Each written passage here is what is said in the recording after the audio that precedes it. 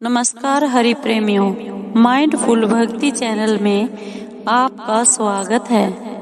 हरि प्रेमियों, कैसे हैं आप? उम्मीद है आप सब अच्छे होंगे। आइए आज का प्रसंग शुरू करते हैं। कार्तिक मास महात्म्य कथा अध्याय 5। हरि प्रेमियों, वीडियो को अंत तक जरूर देखना। अगर आप चैनल पर नए हैं तो प्लीज सब्सक्राइब करें और बेल आइकॉन जरूर दबाएं ताकि आप तक हमारे सारे नोटिफिकेशन पहुंचते रहे। हरि प्रेमियों, आइए जानते हैं कार्तिक मास महात्म्य कथा अध्याय 5। प्रभु मुझे सहारा है तेरा, जग के पालनहार, कार्तिक मास महात्म की कथा करूं विस्तार।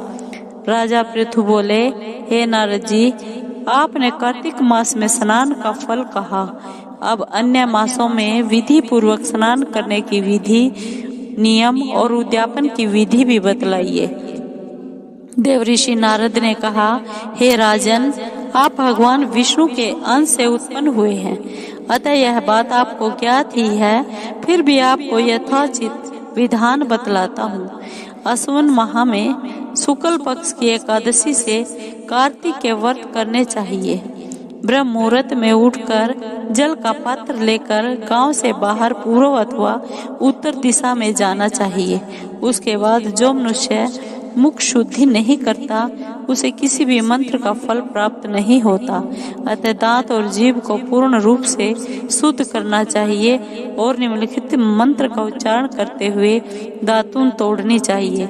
हे वनस्पते, आप मुझे आयु, कीर्ति, तेज, प्रज्ञा, पशु, संपत्ति, महाज्ञान, बुद्धि और विज्ञान प्रदान करो। इस प्रकार उच्चारण करके वृक्ष से 12 अंगुल की दातून ले। दूध वाले वृक्षों से दातून नहीं लेनी चाहिए।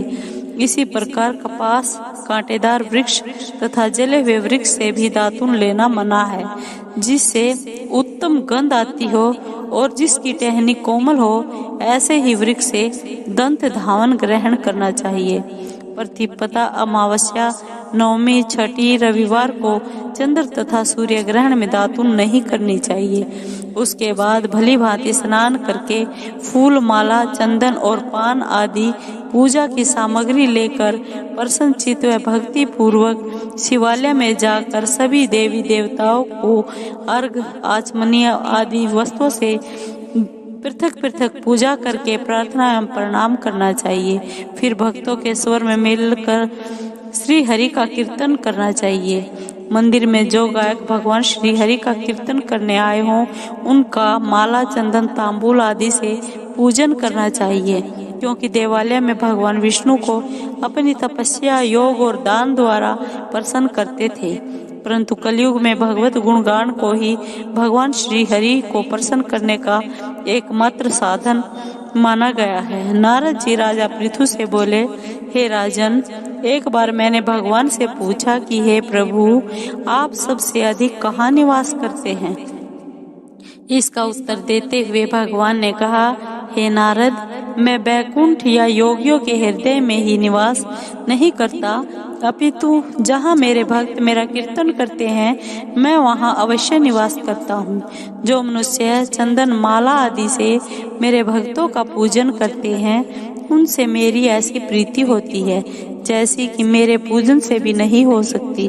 नारद जी ने फिर कहा, शिरस, धतूरा, गिरजा, चमेली, केसर, कंधार और कटहल के फूलों व चावलों से भगवान विष्णु की पूजा नहीं करनी चाहिए। अड़हल, कंद, गिरीश, जूही, मालती और केवड़ा के पुष्पों से भगवान शंकर की पूजा नहीं करनी चाहिए। ये निर्दिष्ट है, उन्हीं से उनका पूजन करना चाहिए। पूजन समाप्ति के बाद भगवान से प्रार्थना करनी चाहिए, हे सुरेश्वर, हे देव, न मैं मंत्र जानता हूँ, न क्रिया, मैं भक्ति से भी हीन हूँ। मैंने जो कुछ भी आपकी पूजा की है उसे पूरा करे। ऐसी प्रार्थना करने के बाद साष्टांग प्रणाम करके भगवत कीर्तन करना चाहिए, श्री हरि की कथा सुननी चाहिए, प्रसाद ग्रहण करना चाहिए जो मनुष्य उपरोक्त विधि के अनुसार कार्तिक व्रत का अनुष्ठान करते हैं वह जगत के सभी सुखों को भोगते हुए अंत में मुक्ति को प्राप्त करते हैं। हरि प्रेमियों, आपको ये वीडियो कैसी लगी?